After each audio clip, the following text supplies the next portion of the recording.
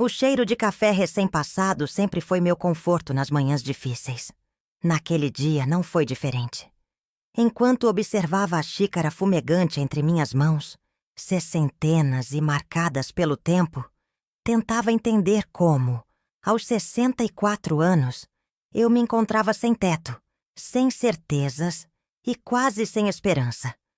Meu nome é Renata, uma mulher comum que trabalhou a vida inteira, criou 2 filhos e acreditava ter construído um futuro seguro. Como muitos da minha geração, cresci ouvindo que a palavra de uma pessoa valia mais que qualquer papel. Fio de bigode, como dizia meu pai. Uma promessa era uma promessa. Simples assim. E foi justamente essa crença inabalável na palavra alheia que me custou o único bem material que eu considerava verdadeiramente meu. Minha casa. A casa na Rua das Acácias, número 37, não era uma mansão. Era um sobrado simples de 3 quartos, construído tijolo por tijolo com o suor do meu trabalho como professora e do meu falecido marido, Gabriel. Por 32 anos, aquelas paredes guardaram nossas risadas, lágrimas e histórias. O assoalho de madeira que rangia no corredor, o jardim pequeno onde cultivava minhas begônias e o quarto dos fundos onde guardava as lembranças dos meus filhos, que já haviam partido para construir suas próprias vidas. Nunca venda essa casa, Renata. Gabriel me disse antes de partir, há 6 anos, levado por um infarto fulminante que não deu tempo nem de uma despedida apropriada. Esse é o seu porto seguro. Mas a vida tem seus próprios planos, e às vezes eles não coincidem com nossas promessas. Tudo começou quando Walter, meu sobrinho por parte de irmão, apareceu em minha porta numa tarde chuvosa de abril. Eu não o via há quase 2 anos, desde o aniversário de 15 anos da filha dele, Karen. Walter sempre foi o sobrinho problemático, aquele que nunca conseguia se estabilizar, sempre com algum novo negócio que acabava em nada. Mas era família, e família, na minha criação, significava acolhimento incondicional. Tia Renata, preciso da sua ajuda. Ele disse com aqueles olhos castanhos que lembravam tantos do meu irmão Mário. Estou prestes a fechar o negócio da minha vida, mas preciso de um empréstimo temporário. Sentados à mesa da cozinha com o barulho da chuva como pano de fundo, Walter me explicou sobre um empreendimento imobiliário que estava prestes a decolar. Um condomínio de casas populares na região metropolitana, que, segundo ele, já tinha todos os compradores garantidos e o financiamento da Caixa praticamente aprovado. Só faltava o capital inicial para liberar a documentação. 200 mil reais, tia. Sei que é muito, mas é só por 90 dias. Depois disso, te devolvo com juros de 10%. 20 mil reais limpos no seu bolso, sem fazer nada. Balancei a cabeça, sentindo o peso da responsabilidade. Walter, você sabe que não tenho esse dinheiro em conta. Sou professora aposentada. Seu olhar caiu sobre a mesa. Um misto de decepção e desespero que me apertou o coração. Foi quando ele fez a proposta que mudaria minha vida. E se você usasse a casa como garantia? Um empréstimo com o banco, usando o imóvel como colateral. Você nem precisaria mexer no seu dinheiro da aposentadoria. E quando eu te pagar, você quita o empréstimo de uma vez. Naquela noite, não consegui dormir. A chuva continuava a cair, criando sombras inquietas nas paredes do meu quarto. O lado racional dizia para não me envolver. Gabriel teria sido categórico. Não faça isso. Mas o coração... o coração. Walter era filho do meu único irmão. O mesmo irmão que havia me acolhido quando fiquei órfã aos 16 anos. Como negar ajuda ao filho dele? Uma semana depois, assinei os papéis no banco.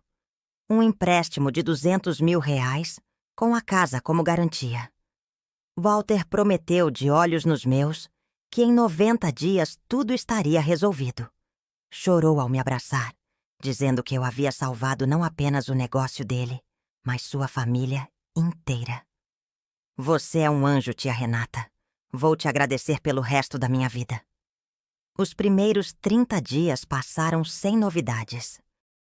Walter ligava regularmente, dando atualizações entusiasmadas sobre o andamento do projeto. Depois, as ligações começaram a ficar mais espaçadas. Quando completamos 60 dias, ele parou de atender. Suas redes sociais, antes ativas, ficaram silenciosas. Foi quando o medo verdadeiro começou a me consumir. Liguei para Karen, sua filha, que atendeu com a voz embargada. Pai sumiu, tia. Estamos procurando por ele há 2 semanas. Mamãe está desesperada. O pânico tomou conta de mim. Procurei um advogado que, ao analisar a documentação do empréstimo, fez uma descoberta devastadora. Eu não havia pego um empréstimo comum. Na verdade, tinha assinado uma alienação fiduciária. Basicamente, tinha transferido a posse da minha casa para o banco, até a quitação da dívida. E o prazo estava se esgotando. Quando faltavam apenas 10 dias para o vencimento, recebi uma ligação de um número desconhecido. Era Walter. Tia, eu estraguei tudo. Sua voz soava diferente, quebrada. O dinheiro... Não teve empreendimento nenhum. O chão parecia desaparecer sob meus pés.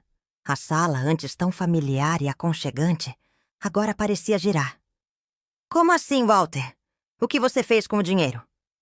O silêncio do outro lado da linha durou uma eternidade. Quando ele finalmente falou, foi quase um sussurro. Dívidas de jogo, tia. Eu estava afundado até o pescoço com agiotas. Eles ameaçaram minha família. Naquele momento, algo dentro de mim se quebrou. Não era apenas a traição de um sobrinho que eu amava como a um filho. Era a ruína de tudo que eu e Gabriel havíamos construído. Era a perda do meu porto seguro. Tentei de tudo. Fui ao banco negociar. Procurei outros empréstimos. Tentei vender o carro e meus poucos objetos de valor. Nada chegava nem perto do valor necessário. Quando a notificação de despejo chegou, 1 semana depois do vencimento do prazo, senti como se o mundo tivesse acabado. 3 dias. Foi o tempo que me deram para sair da minha própria casa. 3 dias para empacotar 32 anos de vida. Como escolher o que levar quando cada objeto carrega uma memória? Como decidir entre o álbum de casamento ou a coleção de cartas que Gabriel me escreveu durante o namoro? Entre a cerâmica que minha filha fez na escola primária ou o relógio de parede que pertenceu à minha avó? Na véspera da saída, enquanto empacotava os últimos pertences na cozinha, ouvi batidas na porta. Era Joana, minha vizinha de 15 anos. Dona Renata, soube o que aconteceu. Vim ver se a senhora precisa de ajuda. Seu rosto jovem, emoldurado por cabelos castanhos e olhos compassivos, mostrava uma preocupação genuína que me comoveu. Joana sempre foi uma presença constante na minha vida, desde que se mudou para a casa ao lado com os pais, quando tinha apenas 10 anos. Agora, com seus 25, era professora na mesma escola onde eu lecionei por décadas. Não tem muito o que fazer, querida, respondi, tentando conter as lágrimas. Amanhã o oficial de justiça vem com o representante do banco. Vou para um pequeno quarto que aluguei na pensão da dona Berenice, até conseguir me reorganizar. Joana olhou ao redor, para as caixas empilhadas e os espaços vazios nas paredes onde antes havia quadros e fotografias. Seu olhar parou no meu rosto cansado, marcado por noites sem dormir e dias de choro contido. E seus filhos? Eles não podem ajudar? A pergunta, embora feita com genuína preocupação, tocou num ponto sensível. Meus filhos, Tomás e Diana, moravam no exterior. Tomás era engenheiro em Portugal, casado com uma portuguesa e com 2 filhos pequenos. Diana trabalhava como médica em uma ONG na África, sempre em movimento entre comunidades remotas. Eu não tinha coragem de contar a verdadeira dimensão do meu problema. Nas nossas conversas por vídeo, minimizava a situação, dizendo apenas que estava pensando em me mudar para um lugar menor. Eles têm suas próprias vidas, Joana, seus próprios desafios. Não quero ser um fardo. Dona Renata, a senhora é a pessoa mais forte que eu conheço. Tentei sorrir, mas meus lábios apenas tremeram. Forte? Eu não me sentia forte. Me sentia tola, ingênua, uma velha que jogou fora o trabalho de uma vida por acreditar na palavra de alguém que, no fundo, eu já sabia que não era confiável. Vamos fazer o seguinte. Joana continuou, com uma determinação surpreendente na voz. Amanhã eu venho cedo para ajudar com os últimos preparativos. E depois, no fim de semana, vamos juntas procurar um apartamento melhor que esse quarto de pensão. Assenti, grata pela preocupação, mas sem realmente acreditar que haveria solução. O peso da derrota já estava instalado em meus ombros, curvando-os mais do que a própria idade. Naquela noite, a última em minha casa, caminhei por cada cômodo como quem se despede de um velho amigo. Toquei as paredes, senti o piso sob meus pés descalços. Observei como a luz da lua entrava pela janela do quarto, que foi meu e de Gabriel. Ali, naquele espaço que conhecia tão bem, permiti que as lágrimas finalmente corressem livres. Não eram apenas lágrimas de tristeza, mas de raiva também. Raiva de Walter, raiva de mim mesma, raiva de um mundo onde a palavra dada não tinha mais valor. Deitada na cama, agora sem lençóis e com apenas um cobertor fino, pensei em como contaria para meus filhos que havia perdido nossa casa. Como explicaria que o lugar para onde eles sempre poderiam voltar não existia mais? O lugar onde cresceram, onde deixaram suas marcas de altura na parede da cozinha, onde enterramos o cachorro da família no jardim dos fundos. Tudo isso agora pertencia ao banco, e logo seria de outra família, que criaria suas próprias memórias, sem saber das nossas. O dia amanheceu cinzento, combinando com meu estado de espírito. Levantei-me antes do sol, tomei o último café naquela cozinha e terminei de guardar os poucos itens que ainda estavam fora das caixas. Às 8 horas, pontualmente como prometido, Joana bateu à porta. Bom dia, dona Renata. Trouxe reforços. Atrás dela estava Fernanda, outra vizinha, e seu marido Igor, com uma pequena caminhonete estacionada na frente da casa. Meu coração se aqueceu com o gesto. Talvez eu não estivesse tão sozinha quanto pensava. Separamos as caixas que vão para a pensão e as que vão para o depósito que alugamos, explicou Joana, já organizando as etiquetas. Depósito? Mas eu não aluguei nenhum depósito. Nós alugamos, interrompeu Fernanda com um sorriso gentil. Um pequeno espaço por 6 meses. Até a senhora se estabilizar. Foi uma vaquinha do pessoal da rua. As lágrimas vieram novamente, impossíveis de conter. Como agradecer por tanto? Por um instante, esqueci da dor da perda e me permiti sentir a gratidão pelo carinho dos vizinhos que, em muitos casos, eu mal conhecia além de um cumprimento ocasional. Às 10 horas, o oficial de justiça chegou, acompanhado de um homem de terno que se apresentou como representante do banco.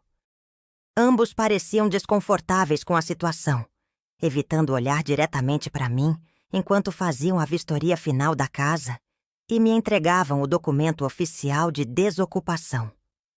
A senhora tem mais alguma coisa para retirar?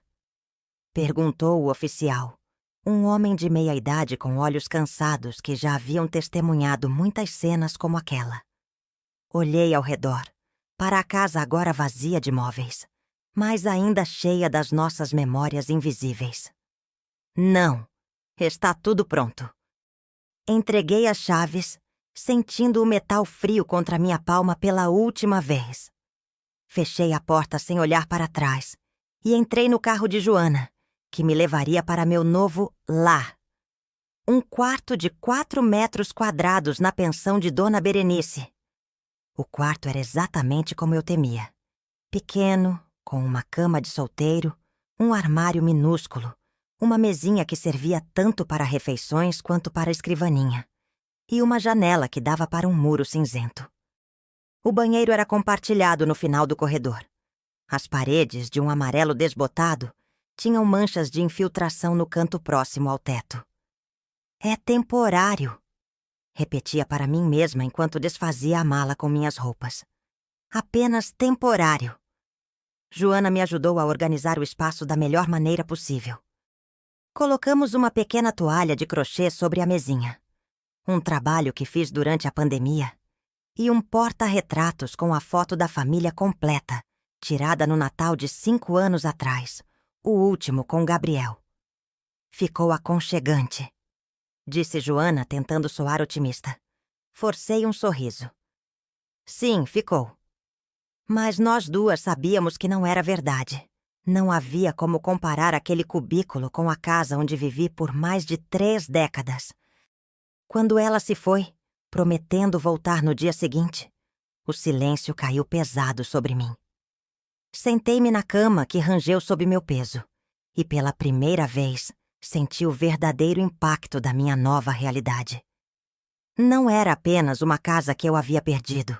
Era minha independência, minha privacidade, minha dignidade.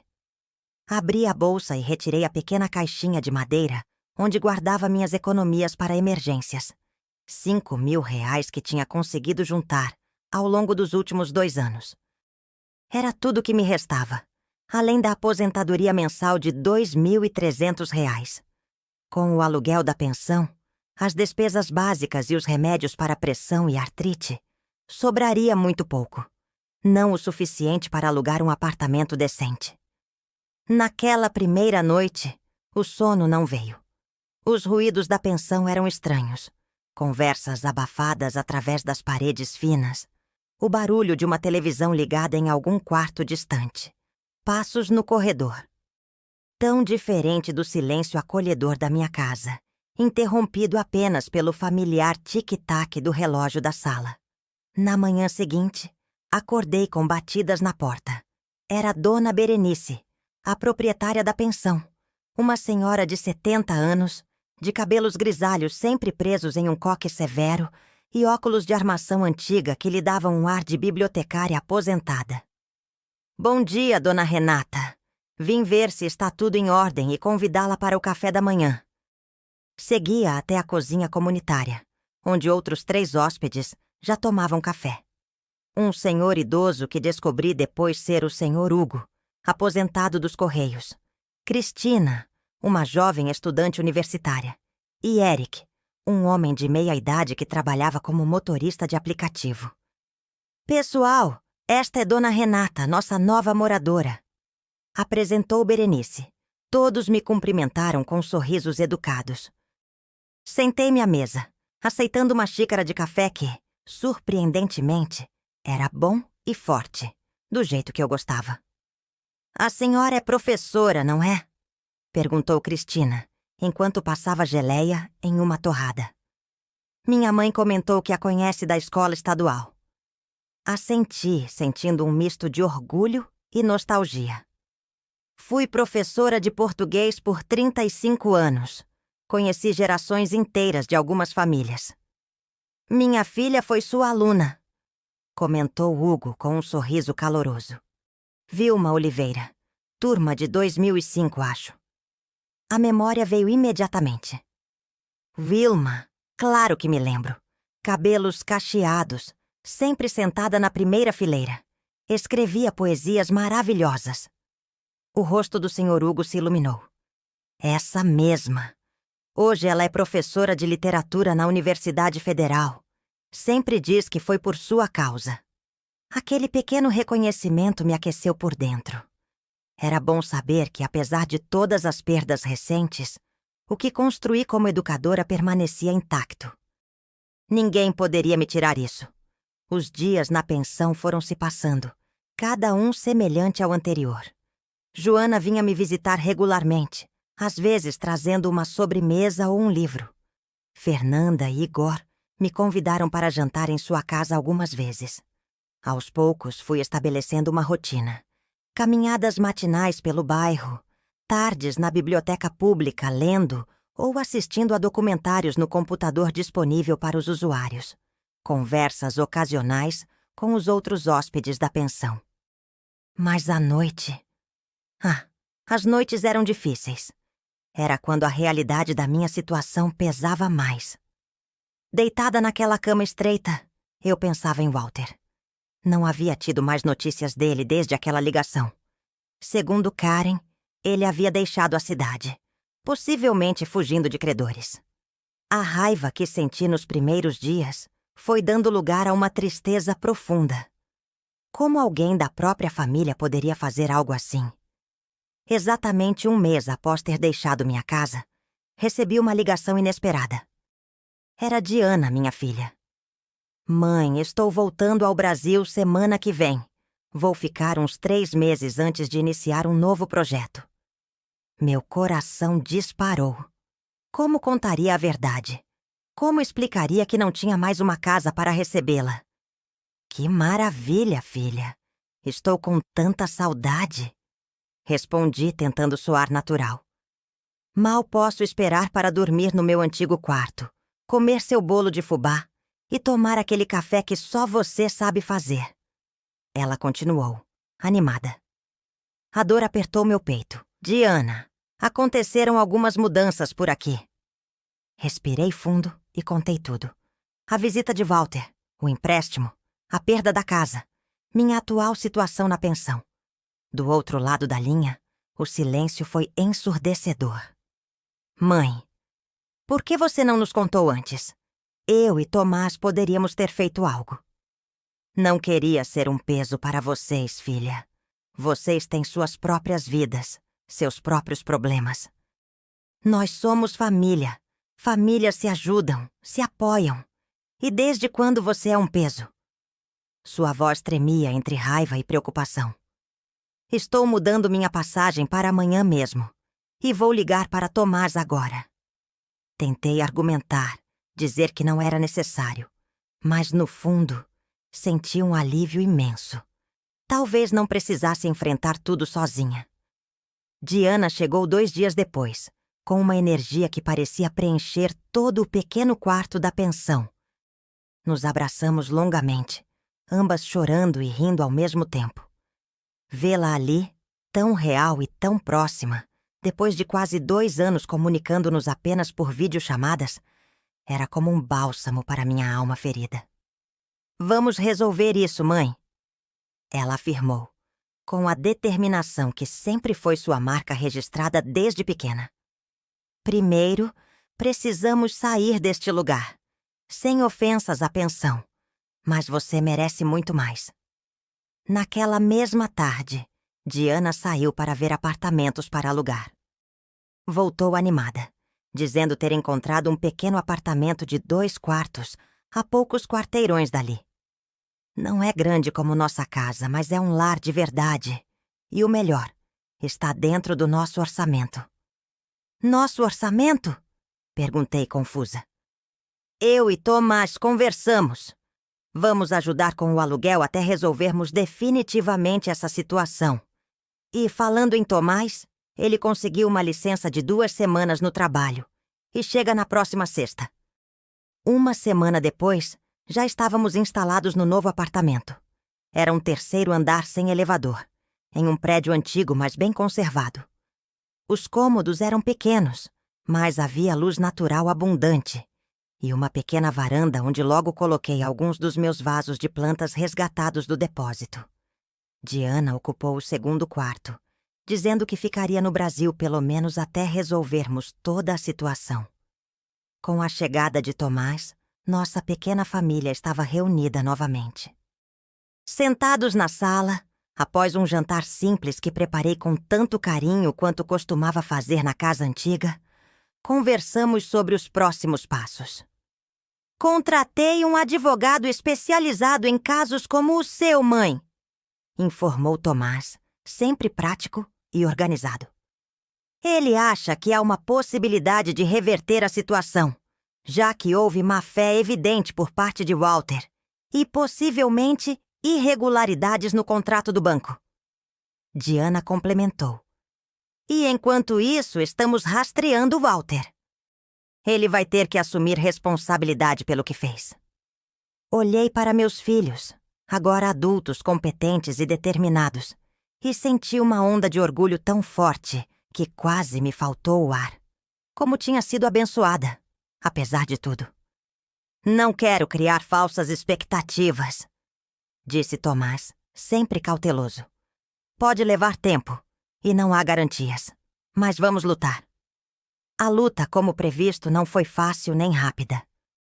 Os meses se passaram em uma sequência de reuniões com advogados, audiências no fórum, documentos para assinar. Diana estendeu sua estadia no Brasil, reorganizando seus projetos para poder trabalhar remotamente. Tomás voltou para Portugal, mas mantinha contato diário e vinha ao Brasil a cada 2 meses. Walter foi finalmente localizado em uma cidade do interior, onde tentava recomeçar com outro nome. Confrontado por Tomás e pelo advogado, não teve escolha senão assumir legalmente a responsabilidade pela dívida. Mas isso não significava que ele tinha condições de pagar. Como descobrimos, além do meu dinheiro, ele havia perdido tudo no jogo e em esquemas duvidosos. Estava quebrado, vivendo de pequenos bicos, ainda fugindo de agiotas. Não tenho como pagar, tia. Ele me disse em uma ligação supervisionada pelo advogado. Sua voz soava envelhecida, desgastada. Mas vou tentar. Prometo que vou tentar. Mais uma promessa de Walter. Mas desta vez não depositei nenhuma esperança nela. O processo contra o banco arrastou-se por quase 1 ano. Enquanto isso, estabeleci uma nova rotina no apartamento alugado. Diana acabou voltando para seu trabalho na África. Mas Yasmin, uma sobrinha neta que estava fazendo faculdade na cidade, veio morar comigo. Era bom ter companhia, alguém para conversar no final do dia, alguém para quem preparar o café da manhã. Continuava em contato com meus antigos vizinhos, especialmente Joana, que agora estava noiva e frequentemente me pedia conselhos sobre a vida a 2. Dona Berenice, a proprietária da pensão, também se tornou uma amiga, e nos encontrávamos quinzenalmente para um chá da tarde e longas conversas sobre livros e filmes antigos. Foi em uma dessas tardes de chá, exatamente 1 ano e 2 meses após ter perdido minha casa, que recebi a ligação que mudaria tudo novamente. Dona Renata? A voz do outro lado era desconhecida. Aqui é Mônica Brandão, do escritório de advocacia Brandão e Associados. Tenho notícias sobre seu caso. Segurei o telefone com força, o coração acelerando. Sim, estou ouvindo. A juíza acabou de emitir a sentença final. Seria possível a senhora comparecer ao nosso escritório amanhã pela manhã para discutirmos os detalhes? Claro, estarei lá. Mas pode me adiantar algo? É bom ou ruim? Houve uma pequena pausa antes que a voz retornasse, agora com um tom menos formal. É uma boa notícia, dona Renata. Uma ótima notícia, na verdade. Depois de desligar, fiquei sentada na pequena sala do apartamento, tentando processar o que aquilo poderia significar. Não queria alimentar falsas esperanças, mas meu coração teimava em acelerar. Liguei imediatamente para Diana e Tomai, compartilhando a novidade. Ambos se ofereceram para participar da reunião via videochamada. Naquela noite, dormi inquieta, visitada por sonhos onde caminhava novamente pelos corredores da minha antiga casa, tocando as paredes, sentindo o cheiro familiar de café recém-passado e pão caseiro. Acordei antes do alarme com uma sensação estranha de antecipação misturada com medo. O escritório de advocacia ocupava 2 andares de um prédio comercial no centro da cidade. Fui recebida pela própria Mônica Brandão, uma mulher de cerca de 50 anos, cabelos curtos e grisalhos, olhos vivos por trás de óculos de armação vermelha. Dona Renata, é um prazer finalmente conhecê-la pessoalmente. Sou parceira do Dr. Eric no seu caso. Fui conduzida a uma sala de reuniões onde um notebook já estava preparado, com a videochamada aberta para Diana e Tomás. Após os cumprimentos iniciais, Mônica abriu uma pasta com documentos. Vou direto ao ponto. A juíza decidiu a seu favor, Dona Renata. O tribunal reconheceu que houve má-fé evidente por parte de seu sobrinho, além de identificar cláusulas abusivas no contrato com o banco. A alienação fiduciária foi anulada. Levei alguns segundos para compreender o significado daquelas palavras. Isso quer dizer que a casa é sua novamente, completou Mônica com um sorriso amplo. O banco terá que devolver a propriedade em seu nome, no estado em que se encontra atualmente. As lágrimas vieram imediatamente, impossíveis de conter. Do outro lado da tela, Diana também chorava, enquanto Tomás tentava manter a compostura, mas com os olhos visivelmente úmidos. Obrigada.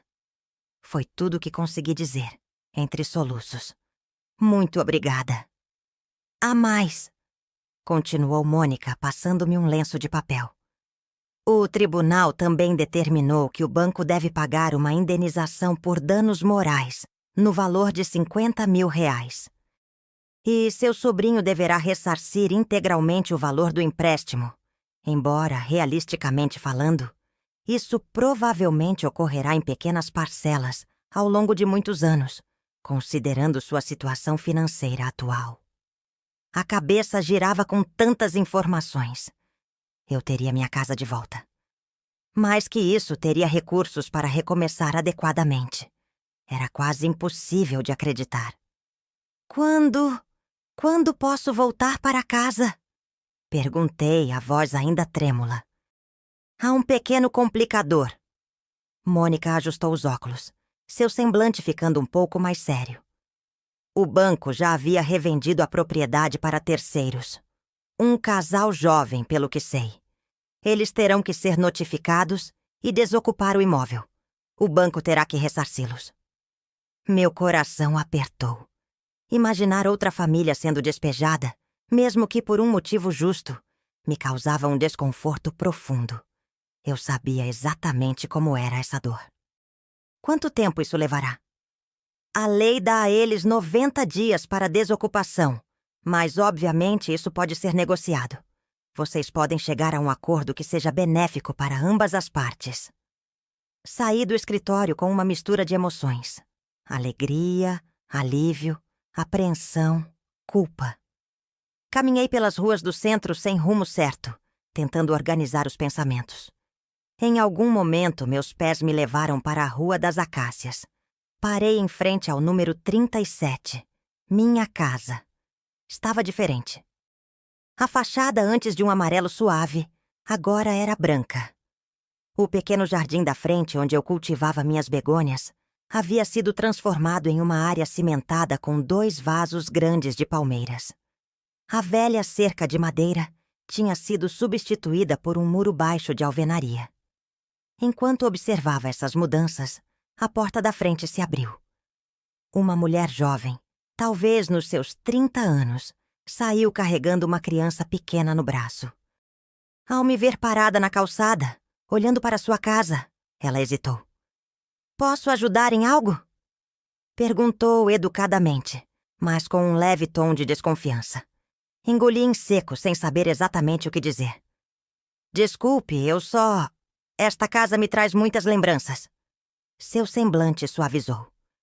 A senhora morou aqui antes? Assenti, sentindo as lágrimas ameaçarem novamente. Por 32 anos. Meu nome é Renata. Eu sou Cristina.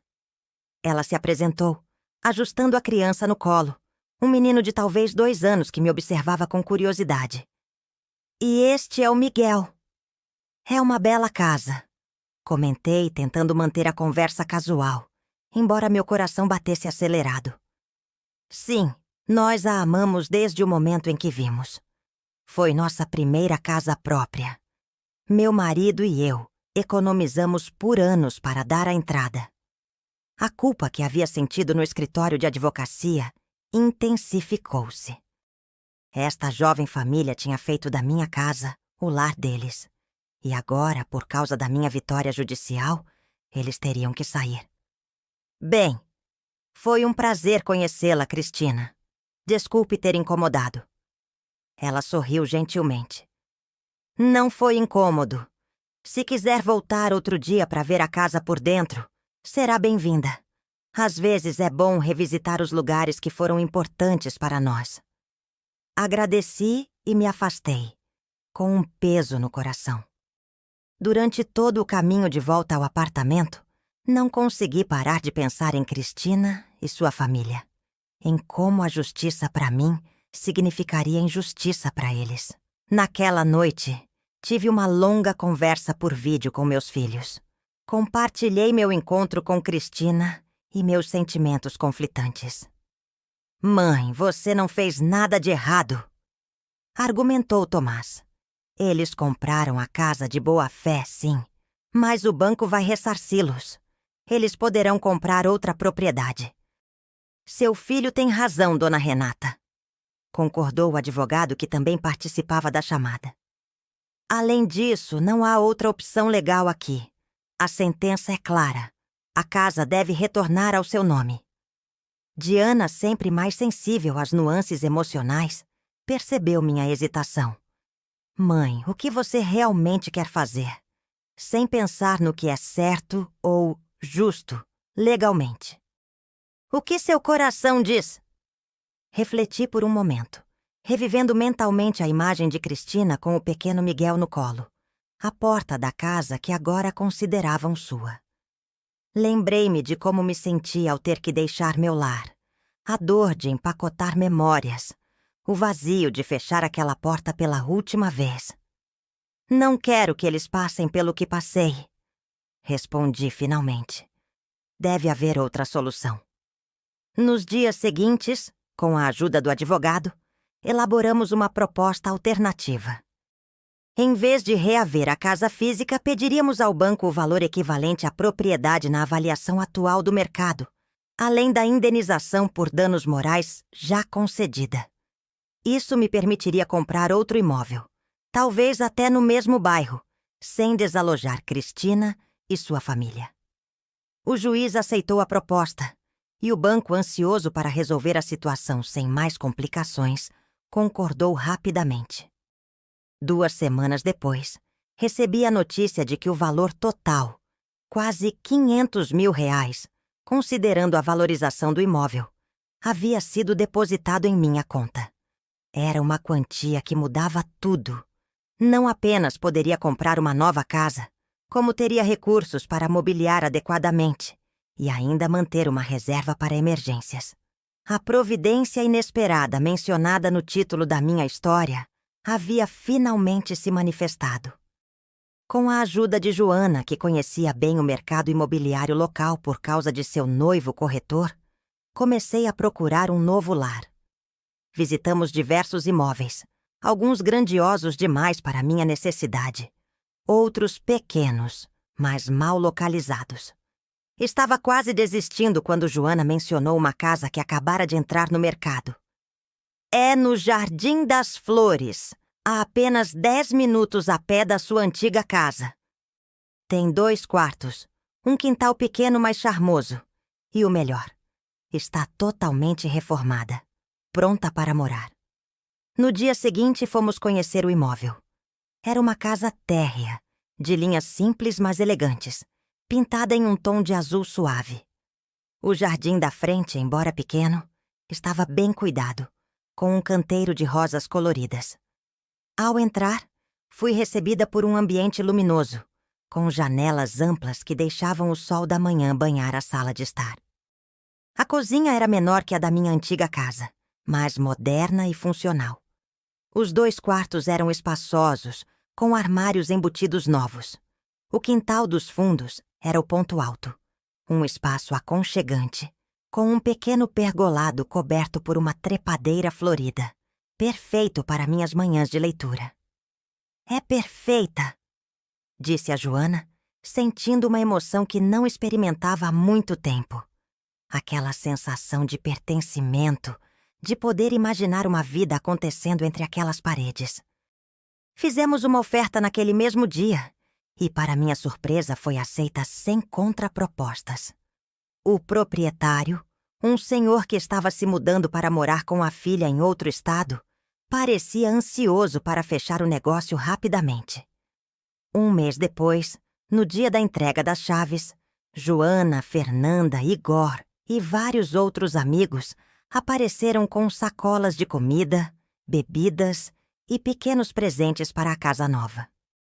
Diana, embora não pudesse estar presente fisicamente, participou por videochamada, erguendo uma taça de vinho do outro lado do mundo para celebrar comigo. "A sua nova casa, mãe!" brindou ela com os olhos brilhando de emoção. "E a sua força para recomeçar." Os primeiros dias na casa nova foram de descoberta e adaptação. Cada cômodo aos poucos foi ganhando minha personalidade. Os livros organizados nas estantes, as plantas estrategicamente posicionadas para receberem a luz adequada, as fotografias de família emolduradas na parede da sala. Não era a mesma casa onde criei meus filhos, onde vivi com Gabriel. Mas aos poucos se tornava lar. Uma semana após a mudança, recebi uma visita inesperada. Era Cristina, a jovem que agora morava na minha antiga casa, acompanhada do marido e do pequeno Miguel. "Esperamos não estar incomodando", disse ela, parecendo um pouco nervosa. "Soubemos, através do corretor, que a senhora havia desistido de reaver a casa para não nos causar transtornos. Queríamos agradecer pessoalmente." Convidei-os a entrar, comovida com o gesto, enquanto o marido de Cristina, que se apresentou como Renato, conversava comigo na sala. Ela explorava a cozinha, onde eu preparava um café. "Sua cozinha é linda", comentou ela. "Tão acolhedora quanto a da nossa casa." "Quero dizer, da sua antiga casa." "Agora é a casa de vocês", respondi com um sorriso sincero. "E espero que sejam muito felizes lá, como eu fui por tantos anos." Cristina hesitou por um momento, como se decidindo se deveria dizer algo mais. "Sabe, desde que nos mudamos, encontramos várias coisas, objetos que devem ter ficado para trás quando a senhora saiu." Meu coração acelerou.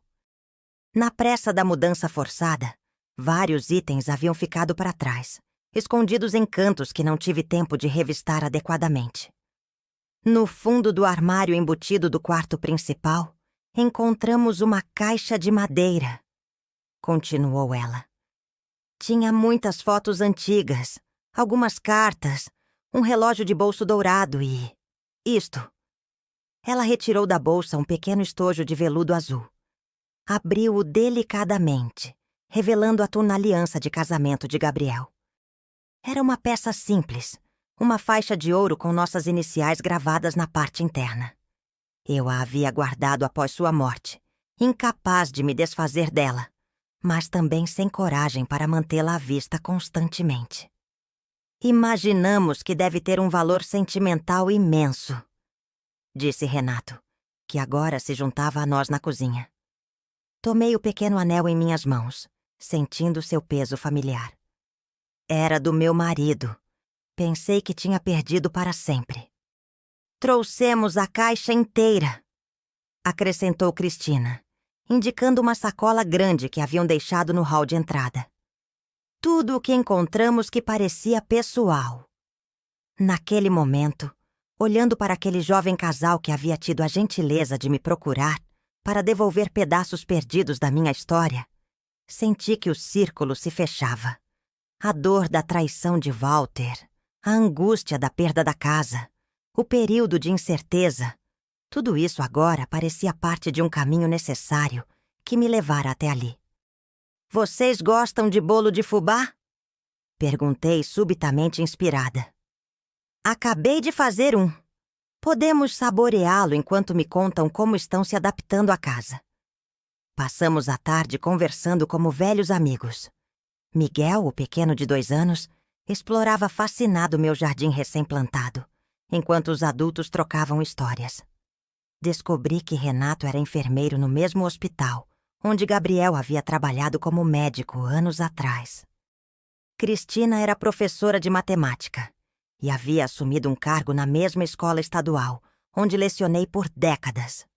O mundo é realmente pequeno, comentei, maravilhada com as coincidências. Quando se despediram, já no final da tarde, Cristina me abraçou com força. Precisamos agradecer novamente. O que a senhora fez por nós, desistindo da casa para não nos prejudicar. Não tenho palavras. Cada um de nós merece um lar onde possa construir suas memórias. Respondi, sentindo uma paz que não experimentava há muito tempo. Vocês estão apenas começando a história de vocês naquela casa. Eu já vivi a minha lá. Agora é tempo de criar novas memórias aqui. Depois que partiram, sentei-me na pequena varanda dos fundos, a aliança de Gabriel na palma da mão, refletindo sobre os estranhos caminhos que a vida nos leva. A traição de Walter havia me custado minha casa, mas também havia me ensinado sobre a força que eu nem sabia que possuía. A perda do lar havia me mostrado quem realmente se importava comigo. E a providência inesperada não fora apenas a vitória judicial ou o dinheiro da indenização, mas também os novos amigos, as novas possibilidades, a chance de recomeçar. Naquela noite, enquanto guardava cuidadosamente a aliança de Gabriel na gaveta da mesinha de cabeceira, senti sua presença como não sentia há anos. Não como um fantasma ou uma aparição, mas como uma certeza calorosa de que, de alguma forma, ele havia me guiado por todo esse caminho difícil. Estou bem, Gabriel. Sussurrei para o quarto silencioso. Estou finalmente em casa novamente. E pela primeira vez em muito tempo, realmente estava. 3 meses se passaram desde a mudança para minha nova casa. A rotina aos poucos se estabelecia, confortável como um par de sapatos bem amaciados. As manhãs começavam com café na varanda, observando os pássaros que visitavam o comedouro que instalei próximo à jabuticabeira. As tardes geralmente eram dedicadas à leitura ou a pequenos projetos de jardinagem. Às sextas-feiras, recebia Joana e seu noivo para um jantar simples. Foi numa dessas sextas, enquanto preparávamos a mesa, que Joana mencionou algo que mudaria novamente o rumo da minha vida. Dona Renata, a diretora da escola está procurando alguém para coordenar um projeto de incentivo à leitura para os alunos do fundamental. Pensei imediatamente na senhora. Parei de arrumar os talheres, surpresa com a sugestão. Eu? Mas estou aposentada há anos. Exatamente por isso. Sua experiência seria inestimável. Além disso, seria apenas 2 manhãs por semana com uma pequena ajuda de custo. A ideia mexeu comigo mais do que esperava. Desde a aposentadoria, sempre senti falta do ambiente escolar, do contato com os alunos, da sensação de estar contribuindo para algo maior que eu mesma. Mas após a perda da casa e todo o trauma subsequente, havia me fechado em meu casulo de segurança, receosa de me aventurar novamente no mundo exterior. Vou pensar no assunto, respondi, não querendo me comprometer imediatamente. Na segunda-feira seguinte, quase sem perceber, me vi caminhando em direção à escola estadual onde havia lecionado por décadas. O prédio continuava o mesmo. Um bloco de 3 andares pintado de amarelo claro, com um pátio central arborizado. Os sons também eram familiares. O burburinho dos alunos nos corredores, o sino marcando o fim de um período, risadas ecoando pelas janelas abertas. Na secretaria fui recebida com abraços calorosos por funcionários antigos que ainda me reconheciam.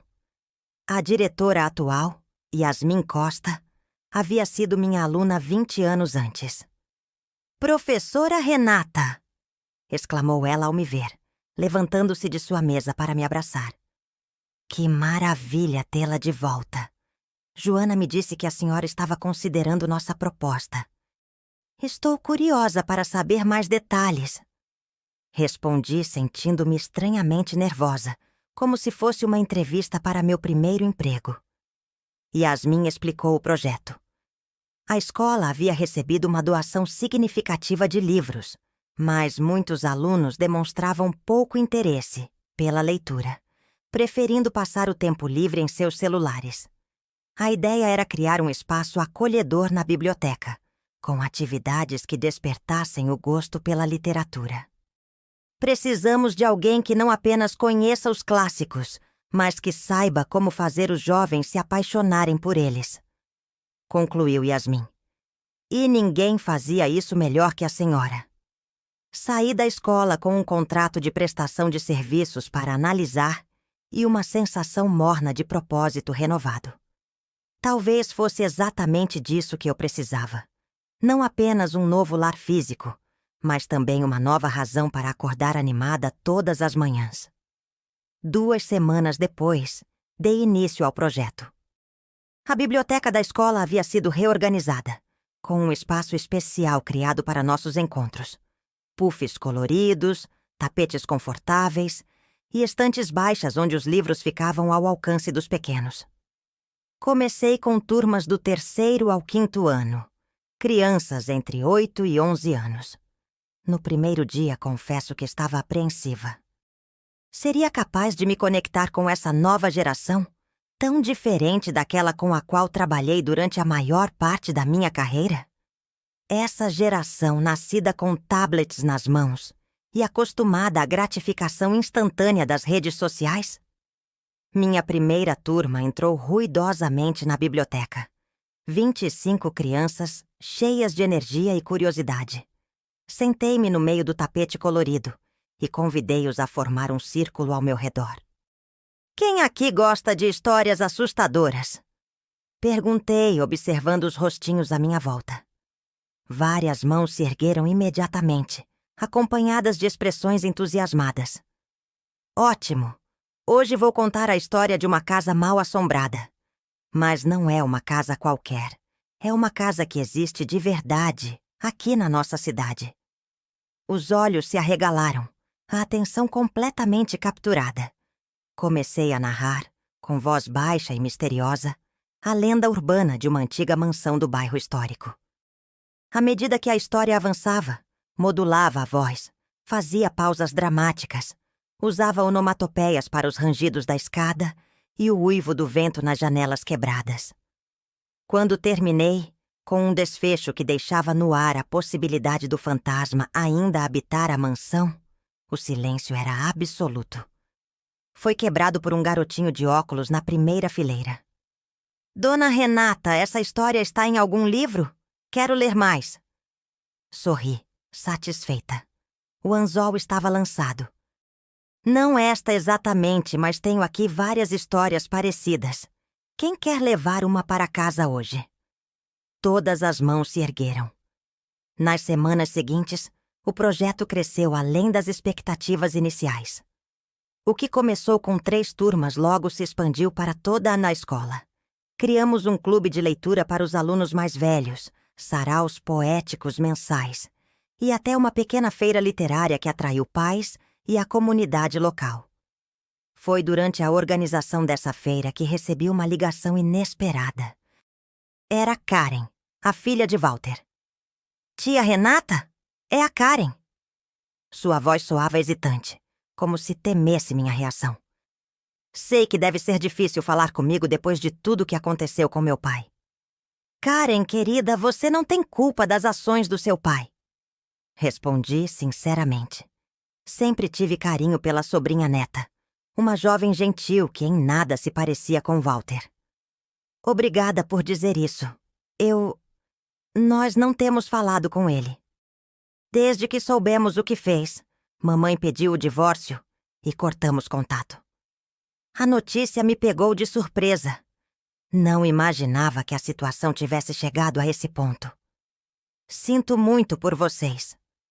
Na verdade, estou ligando porque encontrei algo que acho que pertence à senhora. Estávamos organizando coisas antigas na casa da vovó e achei uma caixa com algumas joias. Uma delas tem o seu nome gravado. Meu coração acelerou. Um broche de pérolas? Exatamente. Então é mesmo seu. Parece muito antigo e valioso. O broche havia pertencido à minha mãe, uma das poucas lembranças que guardava dela. Acreditava tê-lo perdido durante a confusão da mudança forçada. Como foi parar nas coisas da sua avó? Perguntei, confusa. Não tenho certeza. Talvez meu pai. Talvez ele tenha pego antes de sumir com o dinheiro. Sinto muito, tia. Combinamos que Karen viria no dia seguinte para me devolver o broche. Quando desliguei, fiquei pensando em Walter, em como uma pessoa podia chegar ao ponto de roubar uma lembrança de família além do dinheiro que já havia tomado. Que desespero ou vazio interior levaria alguém a tal ato? Karen chegou pontualmente, acompanhada de sua mãe, Vilma. O encontro foi emocionante. Não nos víamos desde antes do incidente com Walter.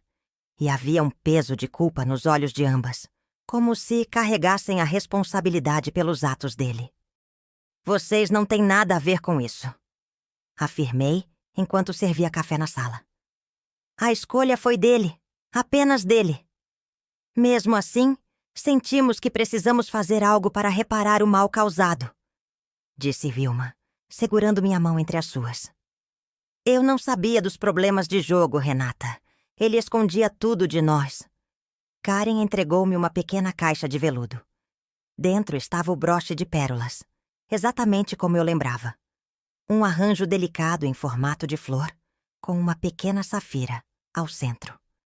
Virei-o encontrando a inscrição familiar. Para minha Renata com amor eterno. Mamãe. Obrigada. Murmurei emocionada. Isto significa muito para mim. Passamos a tarde conversando, atualizando-nos sobre nossas vidas. Karen estava noiva, planejando se casar no ano seguinte. Wilma havia voltado a trabalhar como enfermeira, profissão que abandonara para se dedicar à família quando se casou com Walter. Ambas estavam reconstruindo suas vidas, assim como eu. Quando se despediram, convidei-as para visitarem minha nova casa sempre que quisessem. Família é família, independente de tudo. No caminho para a escola, na manhã seguinte, usei o broche de pérolas preso à gola do vestido. Era como ter um pedaço da minha mãe comigo, lembrando-me de onde vim e de toda a jornada até ali. A feira literária foi um sucesso além das expectativas. A pequena quadra da escola estava repleta de estandes com livros, atividades de contação de histórias, oficinas de escrita criativa e até uma exposição de trabalhos dos alunos, inspirados nas leituras do semestre. Para minha surpresa, a diretora Yasmin havia organizado uma homenagem especial para mim. Um banner com minha foto e a frase Renata Oliveira, semeando o amor pela leitura por mais de 4 décadas. Quando cheguei em casa naquela noite, exausta, mas profundamente feliz, encontrei um envelope que alguém havia deixado sob minha porta. Dentro havia apenas um cartão simples, com uma mensagem escrita à mão. Dona Renata, estou tentando consertar meus erros, um dia de cada vez. Sei que palavras não podem desfazer o mal que causei, mas quero que saiba que estou trabalhando duro para pagar minha dívida com a senhora. Anexei o primeiro comprovante de depósito. Serão pequenas quantias, mas virei regularmente. Não peço perdão, pois sei que não o mereço. Apenas espero que algum dia a senhora possa olhar para trás, sem tanta dor. Com arrependimento sincero, Walter. Junto ao cartão estava um comprovante de depósito de R$ 500 em minha conta bancária. Uma quantia pequena considerando o montante que ele me devia, mas significativa pelo gesto em si. Sentei-me na varanda, o cartão ainda em minhas mãos, refletindo sobre o significado daquele gesto. Não sentia mais a raiva intensa dos primeiros meses, nem a dor aguda da traição. Em seu lugar, havia uma espécie de compaixão distante. Walter havia arruinado não apenas minha vida temporariamente, mas a dele próprio, de forma possivelmente permanente. Naquela noite, antes de dormir, escrevi uma breve resposta. Walter, recebi seu depósito e sua mensagem. O caminho para reconstruir o que foi destruído é longo, mas você deu o primeiro passo. Isso já é algo. Lembre-se de que o perdão verdadeiro começa com perdoar a si mesmo. Renata. Coloquei o cartão em um envelope e deixei sobre a mesinha da entrada, planejando enviá-lo no dia seguinte. Não sabia se Walter o receberia ou se voltaria a ter contato comigo, mas senti que era importante responder ao seu gesto. As semanas se transformaram em meses e os meses em estações. O projeto na escola floresceu, transformando-se em um programa permanente de incentivo à leitura, que atraiu atenção até mesmo da Secretaria Estadual de Educação. Fui convidada para dar palestras em outras escolas, compartilhando a metodologia que desenvolvemos. Em casa, a vida encontrou seu ritmo. Diana vinha me visitar a cada 6 meses, e Thomas conseguiu transferir parte de seu trabalho para o Brasil, passando agora 3 meses por ano em minha companhia. Walter cumpria fielmente sua promessa, depositando pequenas quantias mensais em minha conta. Nunca falhou uma vez sequer. Ocasionalmente anexava breves notas sobre sua vida. Havia encontrado trabalho estável como motorista de caminhão. Estava morando em uma pequena cidade do interior. Frequentava reuniões para jogadores compulsivos em recuperação. Foi em uma tarde de domingo, quase 2 anos após ter perdido e recuperado tudo, que recebi uma ligação inesperada de Cristina, a jovem que morava em minha antiga casa. Dona Renata? Desculpe incomodar num domingo, mas gostaria de saber se posso passar em sua casa. Tenho algo importante para conversar. Intrigada, concordei. 1 hora depois ela chegou, acompanhada do marido e agora de 2 filhos. Miguel, que já conhecia, e um bebê de poucos meses no colo de Renato. Esta é Renata, apresentou Cristina com um sorriso significativo. Demos seu nome a ela. Fiquei sem palavras, profundamente tocada pelo gesto. Tomei a pequenina nos braços, observando seus olhinhos curiosos e o pequeno tufo de cabelo escuro. É uma honra, consegui dizer finalmente. Mas por quê? Cristina e Renato trocaram um olhar antes que ela continuasse. Depois que conhecemos sua história, depois do que fez por nós desistindo da casa, você se tornou uma espécie de inspiração. Uma mulher que perdeu tudo, mas manteve a dignidade e a generosidade.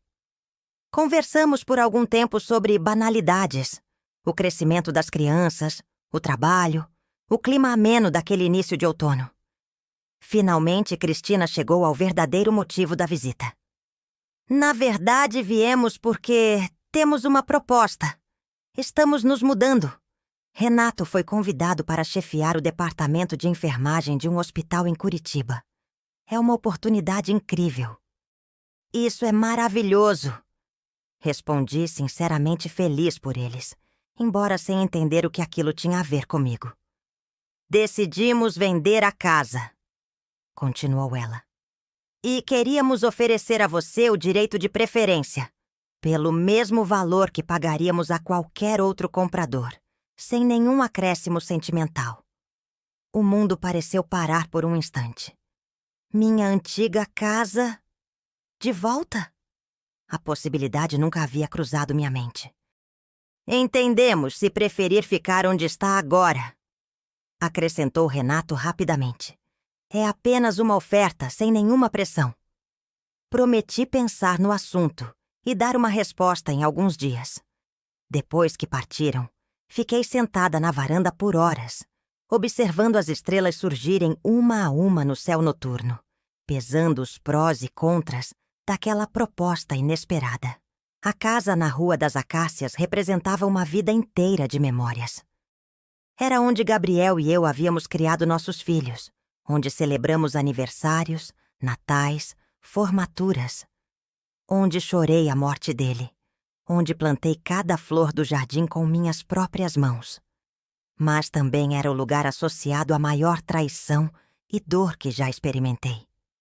Minha nova casa, por outro lado, representava meu recomeço. Um espaço que havia escolhido por mim mesma, que havia decorado de acordo com minha nova fase de vida. Um lugar sem fantasmas do passado. Naquela noite liguei para Diana e Tomás, compartilhando a notícia e pedindo seus conselhos. Como esperado, tinham opiniões diferentes. É uma chance de recuperar uma parte importante da nossa história familiar, argumentou Tomás, sempre prático. Além disso, o valor provavelmente é bem interessante, considerando a valorização do bairro. Mas a mamãe construiu uma nova vida, uma nova identidade. Contrapôs Diana. Voltar para a casa antiga não seria como dar um passo para trás? No final, ambos concordaram que a decisão deveria ser exclusivamente minha. Afinal, era eu quem viveria lá, com as memórias boas e ruins que o lugar carregava. Passei a semana seguinte em profunda reflexão. Visitei a antiga casa, a convite de Cristina, para ver as mudanças que haviam feito. O espaço estava diferente. Paredes em novas cores, alguns cômodos com funções alteradas, móveis modernos que eu jamais escolheria. Mas a essência permanecia a mesma. O assoalho de madeira ainda rangia nos mesmos pontos. A luz da tarde ainda entrava de forma especial pela janela da sala. O abacateiro que Gabriel plantou no quintal ainda produzia frutos abundantes. Caminhando pelos cômodos, percebi que não sentia mais a dor aguda da perda. Em seu lugar, havia uma espécie de aceitação serena. Aquela casa havia sido palco de uma fase importante da minha vida, mas não era mais meu lar. Meu lar agora era a Casa Azul na Rua dos Ipês, com seu jardim florido e a varanda onde tomava café todas as manhãs. Quando liguei para Cristina alguns dias depois, minha decisão estava tomada. Obrigada pela oferta, mas vou recusar. A casa agora pertence à história de vocês, não mais à minha. E estou feliz assim. Pude ouvir o sorriso em sua voz quando respondeu. De certa forma, já esperávamos por isso, mas achamos importante que tivesse a escolha. E para onde vocês vão? Perguntei, genuinamente interessada no futuro daquela família que, de forma tão inesperada, havia se tornado parte da minha história. Compraremos algo menor em Curitiba, pelo menos inicialmente. E quanto à casa, já temos um casal interessado. Jovens, começando a família, exatamente como éramos quando a compramos. A ideia me agradou. Era como um ciclo que se renovava. A casa passando para outra família que criaria suas próprias memórias, seus próprios momentos de alegria e superação entre aquelas paredes. Naquela noite, sentada na varanda da minha casa, minha verdadeira casa agora, refleti sobre a estranha jornada dos últimos anos.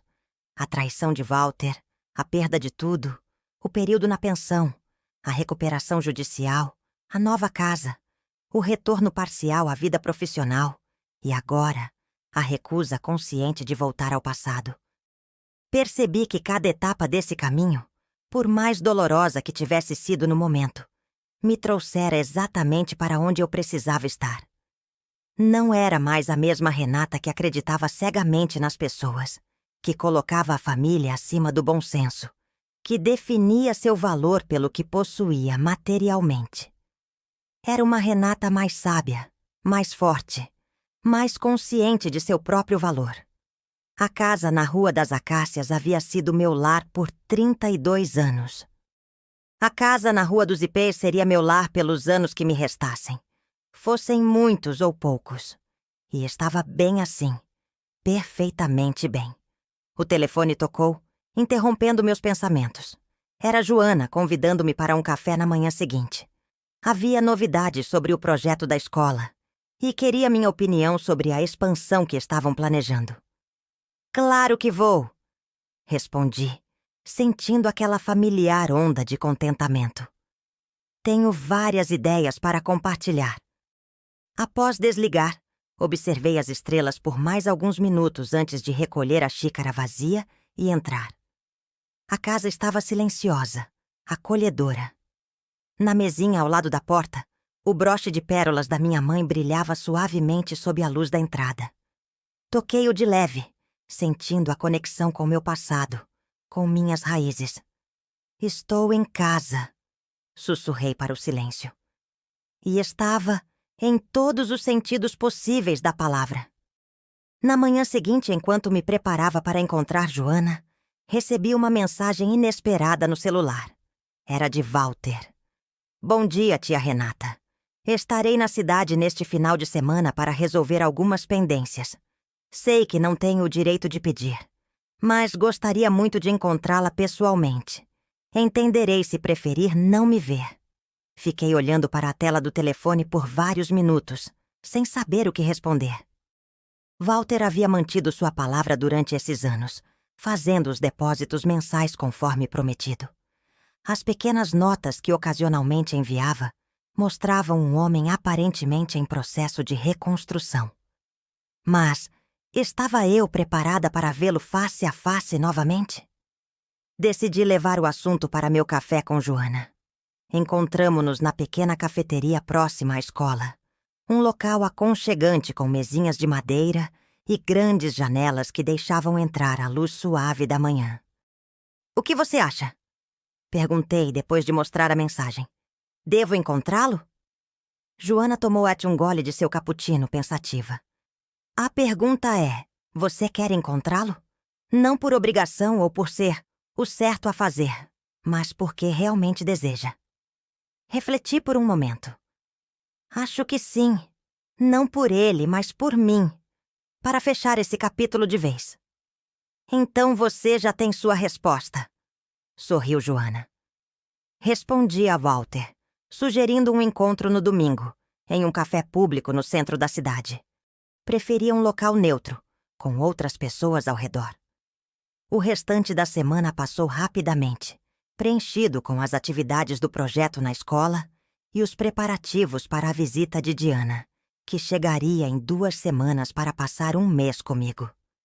Tentei não pensar muito no encontro com Walter, mas era inevitável que a ansiedade crescesse à medida que o domingo se aproximava.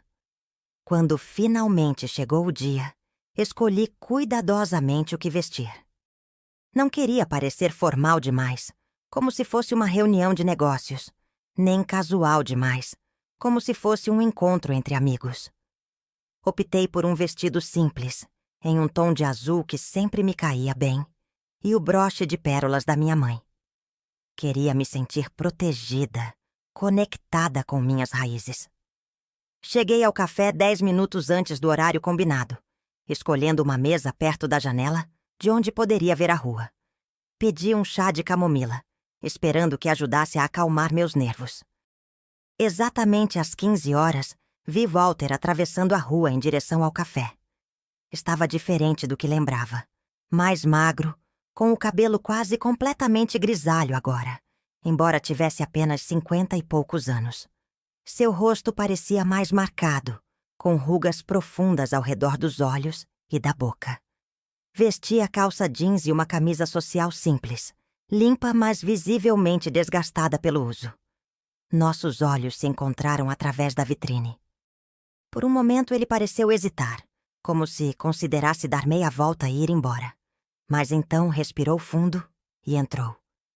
Tia Renata, disse parado ao lado da mesa, sem ousar sentar-se até que eu indicasse que podia. Obrigado por aceitar me ver. Sente-se, Walter. Respondi mantendo o tom neutro, nem acolhedor, nem hostil. Ele se acomodou, as mãos inquietas sobre a mesa, os olhos evitando os meus diretamente. Um garçom se aproximou e Walter pediu apenas um café preto. Você está com ótima aparência, comentou, quebrando o silêncio desconfortável que havia se instalado. Ouvi dizer que está trabalhando em um projeto na escola. As notícias correm rápido. Observei surpresa que ele soubesse disso. Karen me conta algumas coisas, Quando conseguimos conversar. Não é frequente, mas estamos tentando reconstruir algum tipo de relacionamento. Ficamos em silêncio novamente enquanto o garçom trazia o café de Walter. Observei-o adicionar um único pacote de açúcar e mexer lentamente, como se cada movimento exigisse consideração cuidadosa. Não sei por onde começar, disse ele finalmente, olhando diretamente para mim pela primeira vez. Já pedi desculpas por carta. Já estou tentando compensar financeiramente, mas sei que nada disso apaga o que fiz. Por que, Walter? A pergunta que me atormentava por anos finalmente saiu. Por que fez isso comigo? Ele baixou o olhar para a xícara de café. Não há justificativa, apenas explicação. E nem essa é boa o suficiente. Respirou fundo antes de continuar. Eu estava afundado em dívidas de jogo. Tinha perdido tudo. Minhas economias, empréstimos bancários, dinheiro de agiotas. Eles ameaçaram minha família se eu não pagasse. Estava desesperado, não via saída. E eu era o alvo mais fácil. Completei. A mais confiável. Ele corrigiu com voz baixa. A única que acreditaria em mim sem questionar muito. A única que tinha algo de valor e um coração grande demais. Fez uma pausa bebendo um gole de café. Eu realmente acreditei, naquele momento de desespero, que conseguiria devolver o dinheiro, que seria apenas um empréstimo temporário. Mas então, quando o dinheiro estava em minhas mãos, a tentação de resolver tudo de uma vez... Você jogou tudo, concluí. Ele assentiu, a vergonha evidente em seu rosto abatido. Perdi tudo em uma noite, e então fugi, como o covarde que sou. Ficamos em silêncio por alguns minutos. Pela janela do café, observava o movimento da rua. Pessoas passeando, crianças correndo, a vida seguindo seu curso normal enquanto, ali dentro, tentávamos dar sentido a anos de dor e arrependimento. Como está sua vida agora? Perguntei finalmente. Estável. Não é grandiosa, mas é honesta. Trabalho como motorista de caminhão. Faço rotas longas, principalmente para o Nordeste. Vivo em um pequeno apartamento alugado. Frequento reuniões de jogadores anônimos 2 vezes por semana. Estou sóbrio do jogo há 3 anos e 2 meses. E Wilma? As crianças? Seu rosto se contraiu em uma expressão de dor. O divórcio saiu há 2 anos. Ela está namorando um homem bom, pelo que Karen me conta. As crianças... Karen ainda fala comigo ocasionalmente. Meu filho mais novo não quer nem ouvir meu nome. Senti uma ponta de compaixão, apesar de tudo. Perder a família talvez tivesse sido um preço ainda mais alto do que qualquer punição legal que pudesse ter recebido. Sabe o que foi o mais difícil nesses anos todos? Perguntei, surpreendendo-o com a mudança de assunto. Ele balançou a cabeça, aguardando. Não foi perder a casa, embora isso tenha sido devastador. Foi perder a capacidade de confiar, de acreditar na palavra das pessoas, de ver o melhor nelas ao invés do pior. Walter abaixou a cabeça, visivelmente abalado. Eu sinto muito por isso, mais do que posso expressar. Com o tempo tenho reaprendido, lentamente, com cautela, mas estou reaprendendo a confiar, a ver o bem nas pessoas primeiro, a acreditar que a maioria quer fazer a coisa certa. A senhora sempre foi assim, comentou ele com um leve sorriso triste. Sempre viu o melhor em todos nós, mesmo quando não merecíamos. Terminamos nossos cafés em um silêncio menos tenso do que o inicial. Quando chegou a hora de partir, Walter hesitou antes de perguntar. A senhora acha que um dia poderá me perdoar? Verdadeiramente perdoar? Olhei para aquele homem, tão diferente do sobrinho confiante e manipulador que havia entrado em minha casa anos atrás. Vi o peso da culpa em seus ombros, as marcas do arrependimento em seu rosto. E percebi que em algum momento ao longo desses anos, Sem que eu mesma tivesse notado, o perdão já havia começado a crescer dentro de mim. Estou no caminho para isso, Walter. Não é algo que acontece de uma vez, como um interruptor que se liga. É um processo, e estamos ambos nesse processo. Ele assentiu, os olhos úmidos. Obrigado por me ver hoje, por me dar essa chance. Nos despedimos com um breve aperto de mãos. Nada de abraços ou promessas grandiosas.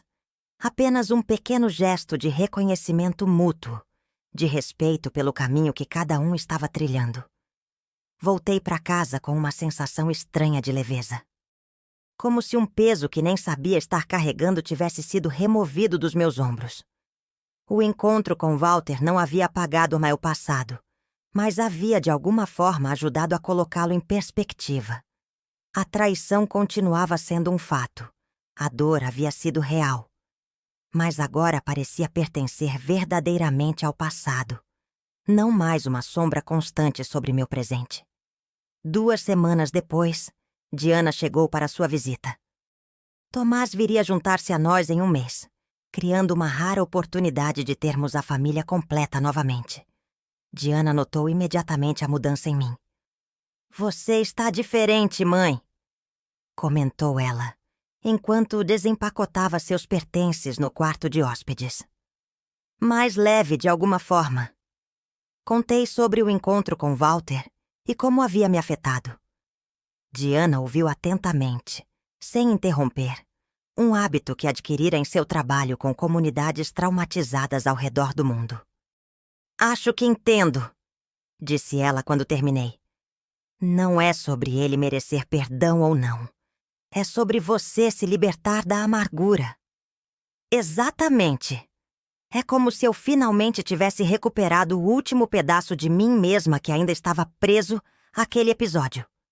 Nos dias seguintes, Diana me acompanhou no projeto da escola. Sua experiência internacional trouxe novas ideias para nossas atividades de leitura. Ela sugeriu incorporarmos histórias de diferentes culturas, mostrando aos alunos como narrativas semelhantes surgiam independentemente em lugares distantes do planeta. "As histórias são o que nos conecta como seres humanos", explicou ela para um grupo de crianças fascinadas. "As mesmas esperanças, os mesmos medos, os mesmos sonhos aparecem em contos do Brasil, da África, da Ásia." Em casa, nossas noites eram preenchidas com longas conversas na varanda, acompanhadas de chá e, ocasionalmente, um cálice de licor de jabuticaba, que eu mesma havia preparado. Diana compartilhava histórias de suas viagens, dos lugares remotos onde havia trabalhado, das pessoas extraordinárias que havia conhecido. "Sabe o que percebo cada vez mais, mãe?", comentou ela numa dessas noites. "Que as pessoas comuns são capazes de coisas extraordinárias quando confrontadas com a adversidade, como você." "Eu? Não fiz nada de extraordinário." "Não?" Ela sorriu pegando minha mão entre as suas. "Perdeu tudo aos 64 anos e recomeçou do zero.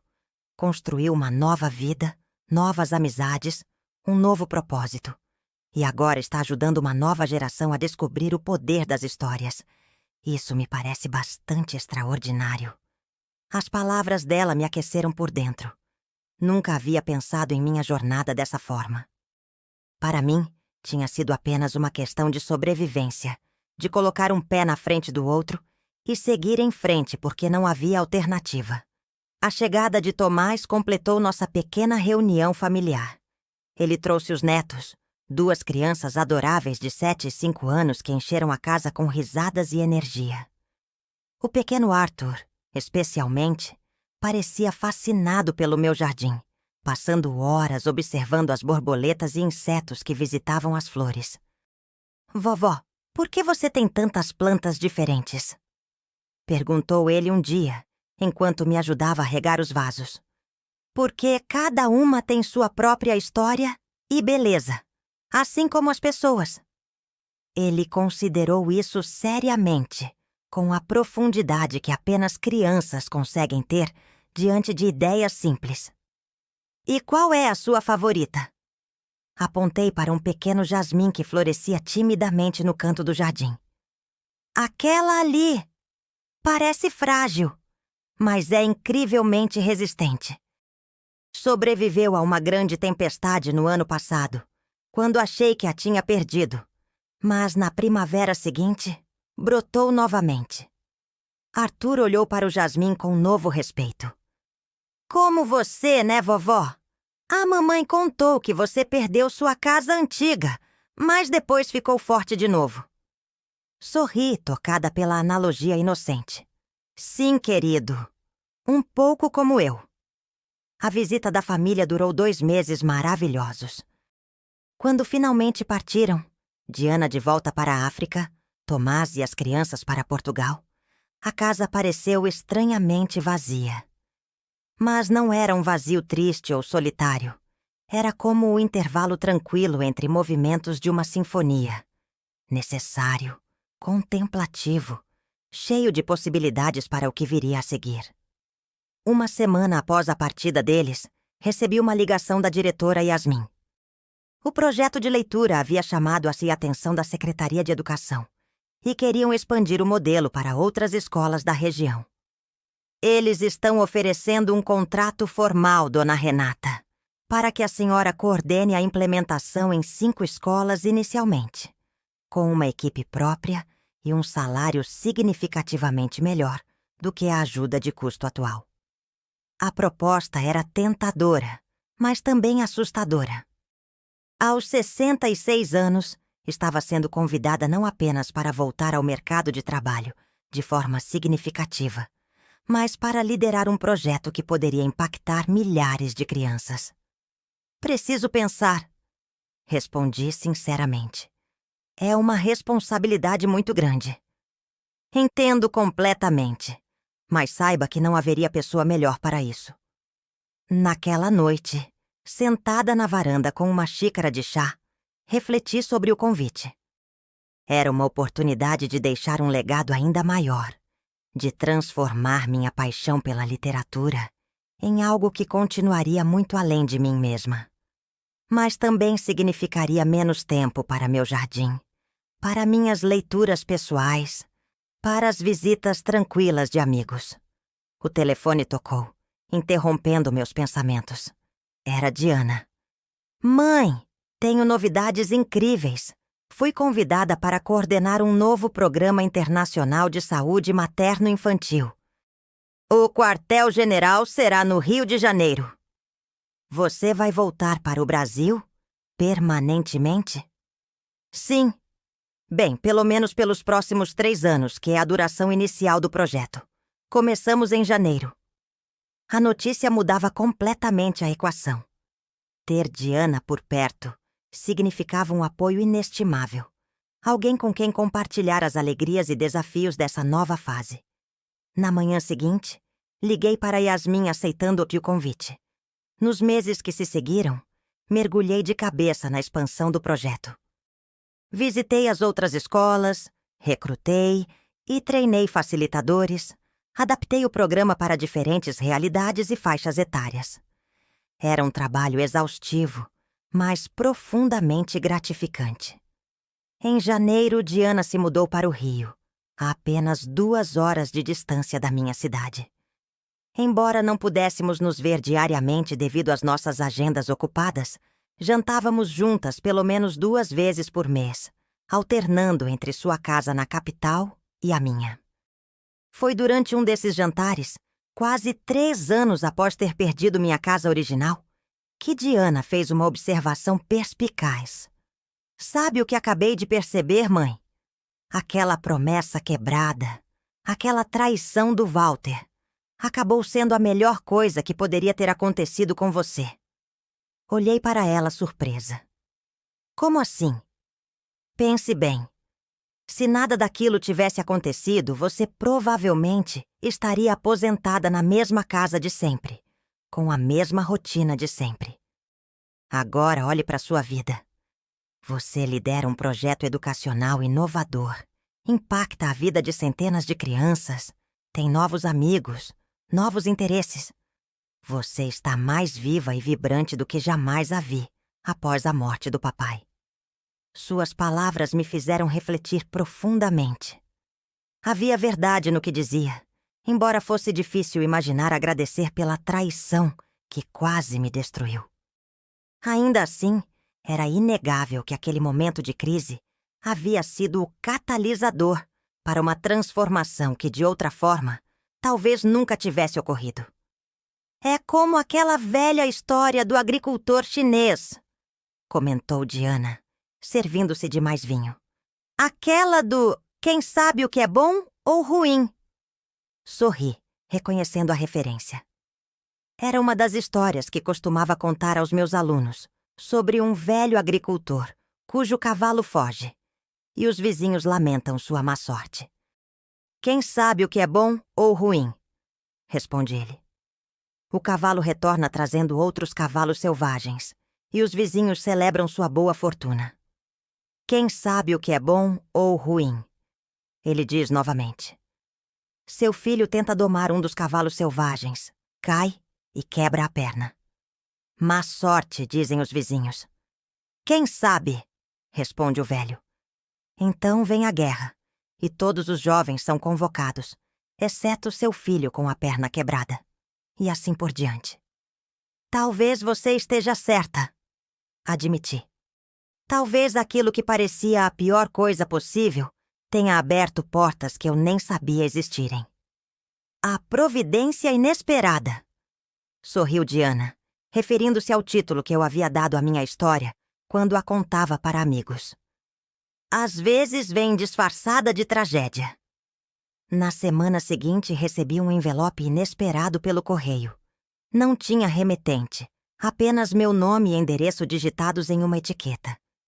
Dentro havia uma pasta com documentos legais e uma breve nota escrita à mão. Dona Renata, finalmente consegui quitar minha dívida com a senhora. Os documentos anexos confirmam a transferência do valor restante para sua conta, proveniente da venda do único bem que consegui adquirir nesses anos. Um pequeno terreno que comprei aos poucos, pensando no futuro. O comprador pagou à vista, o que me permitiu saldar meu débito com a senhora. Sei que dinheiro não apaga o que fiz, mas espero que ajude a fechar este capítulo definitivamente. Com respeito e gratidão pela sua clemência, Walter. Conferi os documentos com meu advogado, que confirmou a legitimidade da transação.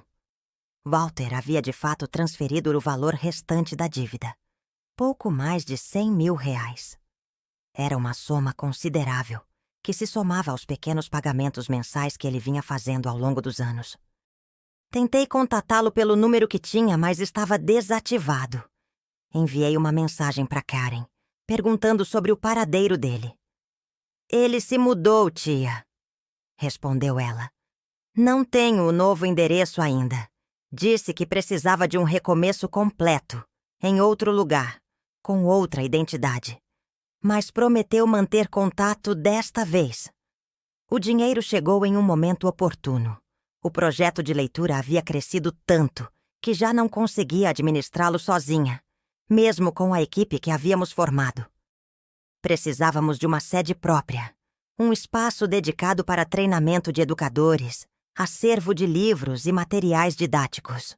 Com o valor recebido de Walter, somado a uma parte das economias que havia acumulado nos últimos anos, comprei uma pequena casa no centro da cidade, a poucos quarteirões da escola original. Reformamos o espaço, transformando-o em um centro cultural voltado para a minha literatura infantil e juvenil. No dia da inauguração, enquanto observava as crianças explorando o novo espaço, os professores trocando ideias animadamente, os pais maravilhados com a biblioteca especializada que havíamos montado, senti uma onda de gratidão tão intensa que quase me faltou o ar. Joana, mas agora casada e esperando seu primeiro filho, se aproximou notando minha emoção. No que está pensando, dona Renata? Em como a vida é imprevisível, respondi com um sorriso. Em como perdemos coisas para ganhar outras, melhores. Em como o que parece o fim de tudo pode ser apenas o começo de algo mais significativo. Ela sorriu, compreendendo. Como aquela história do agricultor chinês que a senhora sempre conta. Exatamente. Quem sabe o que é bom ou ruim? Naquela noite, voltando para casa após as celebrações, senti uma paz profunda. Minha vida havia tomado um rumo completamente diferente do que jamais imaginara aos 64 anos, quando acreditava estar entrando em uma fase tranquila de aposentadoria. Havia perdido um lar, sim, confiando em uma promessa quebrada. Mas havia ganho um propósito renovado, novas amizades, uma conexão mais profunda com meus filhos e a oportunidade de impactar positivamente a vida de inúmeras crianças. A providência inesperada não havia sido apenas recuperar o valor material da casa ou encontrar um novo lar físico. Havia sido descobrir que, mesmo aos 67 anos, a vida podia surpreender com novos começos, novos desafios, novas alegrias. Ao abrir a porta da minha casa, meu verdadeiro lar agora, escolhido por mim, construído com minhas próprias decisões, senti-me profundamente grata. Grata pela jornada, com todas as suas curvas inesperadas. Grata pelas perdas que me forçaram a crescer. Grata pelas pessoas que cruzaram meu caminho, tanto as que me feriram, quanto as que me ajudaram a curar.